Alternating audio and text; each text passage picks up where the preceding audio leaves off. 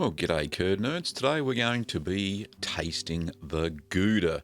Now I made this Gouda back in end of April 2016. So we're going to crack open the wax. Now I did have quite a few comments last time when I did the Edam taste test that it took a while to take the wax off. Well, yes, it does. That's just the way things are. Now if I had a cut the wheel with the wax intact, it actually drags bits of wax into the cheese. Now I have known this from experience, so this is why I pull the wax off like I do. So once you've got the top off, it's pretty easy to get the rest off anyway. So just be careful with your knife. Not like that. Ooh, nearly chopped my finger off. Let's not use that knife. So just tear a bit down the side. You're just trying not to break the cheese. So you can just rip it off like one of those tags on a postal bag. Now of course before I did this my hands are spotless and I've sprayed them with vinegar just to make sure there's no mould, unwanted airborne moulds on them.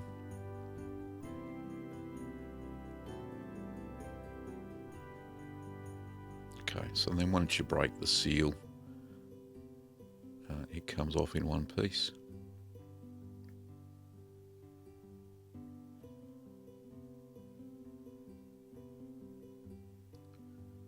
I was thinking about it anyway. Anyway, there was no mould underneath the cheese wax. There was no excess whey, which was fantastic. And it was firm to touch, but it was... you know, you could squeeze the cheese, which is great. Smelt delicious. It smelt actually very. It smelt sweet, of all things. So here's the big cut. Let's check out the insides.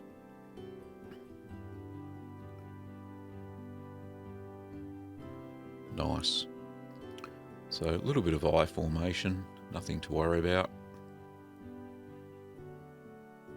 It's cut very cleanly. It's not crumbly. It's smooth all the way through. So I would say a perfect Gouda.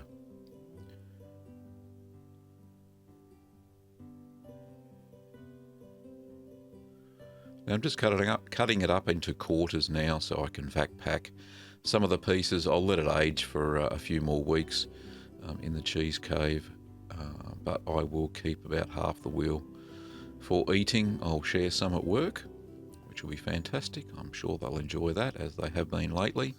As you can see, curd nerds, the cheese has been cut now, and let's have a look inside, shall we? So we can see that it's very, very holy, which is good, and it's not as big as the holes that were in the Edam. So I'm very pleased with this. So the eye development, very slight, which is perfect for a Gouda. Really, it shouldn't have very much at all.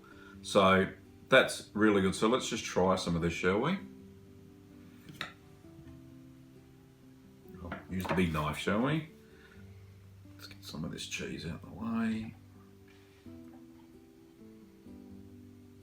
Very soft, yet firm. All right, there we go. You can see very holy. Let's get all this cheese out of the way. Comes a moment of truth. Pass a bit to the camera crew. There we go. Don't break the fourth wall. Oh, let's taste the Gouda.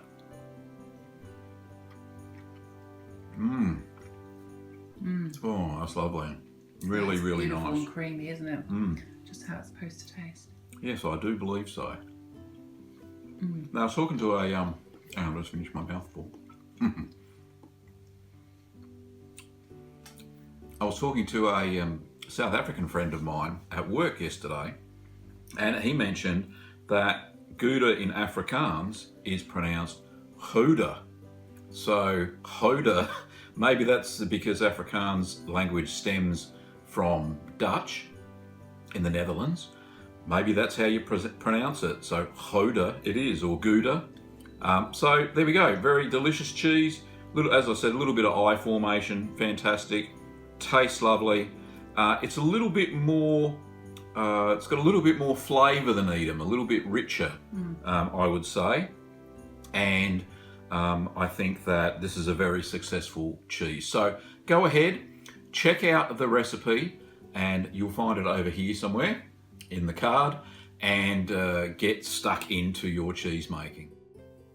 So don't forget that you can subscribe to the channel and check out the Gouda recipe there in the top right hand corner. And don't forget that you can also learn how to wax your cheese. Thanks for watching, and we'll see you next time.